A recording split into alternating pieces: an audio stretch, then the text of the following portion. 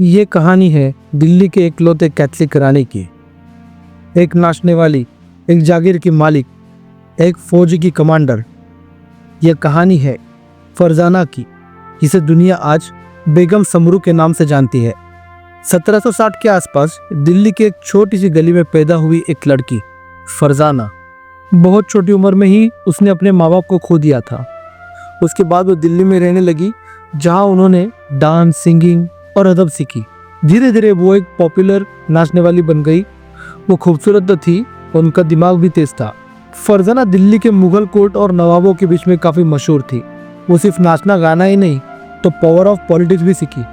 एक दिन उसकी मुलाकात होती है वॉल्टर रेनहार्ड समरू से, एक यूरोपियन मर्सिनरी जो पैसों के बदले इंडियन रूलर्स के लिए फाइट करते थे। फरजाना ने उनके अंदर एक प्रोटेक्टर और पार्टनर देखा। वॉल्टर ने उसमें एक इंटेलिजेंट, लॉयल और पॉलिटिकल साथी देखी। फरजाना ने वॉल्टर से शादी कर ली।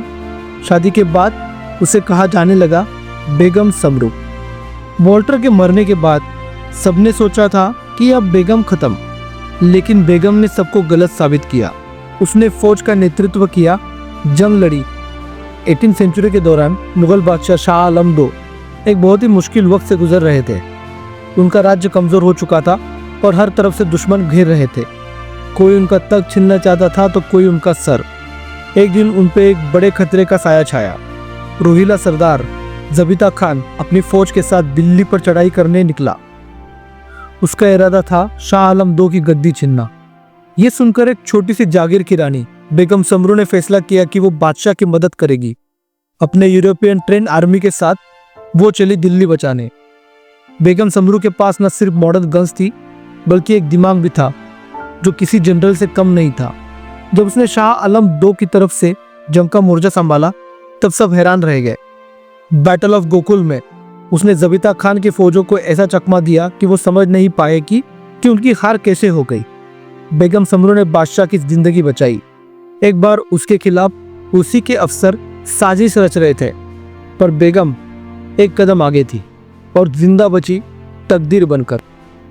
एक वक्त आया जब बेगम ने क्रिश्चियनिटी अपना ली। नाम रखा जोआना। इस कदम ने उसे और पावरफुल बनाया। जब उसका अंत हुआ, वो सिर्फ एक जागीर की मालिक नहीं थी, वो एक दौर थी।